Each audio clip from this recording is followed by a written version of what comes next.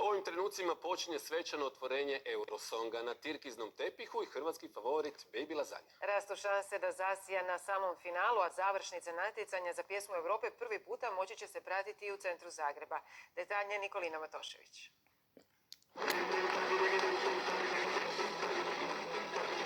Ovaj je nastup još prije 2 mjeseca nagovijestio nešto veliko. Cijela Hrvatska zaplesala je u rim tim tagidim ritmu. Prvi put organizirano je javno gledanje finala Eurosonga u Puli i Umagu. Na isto se sada odlučio i glavni grad. Da, to je odlično, meni se to baš sviđa. Mi ćemo doći.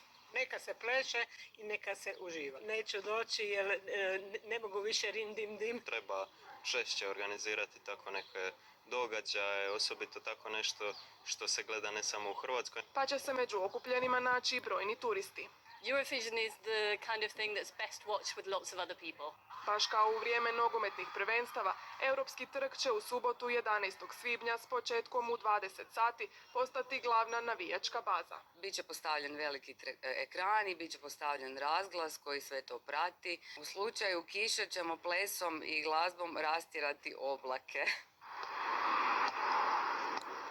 Nesvjestan kakva atmosfera vlada u njegovoj zemlji, Baby Lasagna slobodno vrijeme u Švedskoj provodi opušteno u društvu svog tima. A sastao se i s hrvatskim iseljenicima iz Malmea. Hrvatska je zajednica došla također odjeveni svi u narodne nošnje, došli su pred njegov hotel prije tog partija, tako da smo prošetali malo i kroz grad. Jako je skroman i to je nešto čime on zrači i čime zapravo najviše privlači ljude. Nije se dugo zadržao jer danas su od ranog jutra trajale konzultacije za prvu polufinalnu večer 7. svibnja. I dalje je prvi na kladionicama, a svake godine organizacija od 42 kluba obožavatelja Eurosonga iz cijele Europe održi probno glasanje. Odlukom gotovo 6.000 članova titula pobjednika pripala je upravo našem predstavniku, pa straha uoči utorka nema.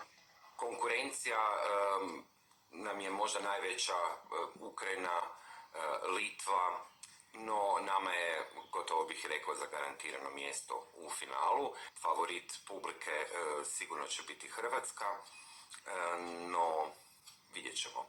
Žiri nosi ipak 50%. Takva praksa iz godine u godinu nailazi na kritike, ali jedna će se promjena ipak dogoditi. Sve ono što smo vidjeli u polufinalnim večerima, jer će i oni izravni finalisti uživo nastupiti u polufinalnim večerima, tako da će svi ti nastupi biti već viđeni. Zbog toga je organizator odlučio ove godine da glasanje bude otvoreno od samog početka šova. Eurosong ne može proći bez politike. Nakon neuspješne peticije za izbacivanje Izraela iz natjecanja najavljeni su prosvjedi. Mjere sigurnosti na najvišoj su razini. We have a high security around the Israeli delegation, but we also have a high security for the other delegations from the other countries. We feel okay and calm. Našeg Baby Lasagnu sutra čeka generalna proba prije prvog službenog nastupa na eurovizijskoj pozornici, kada planira ponovno pokazati zašto je baš on broj 1.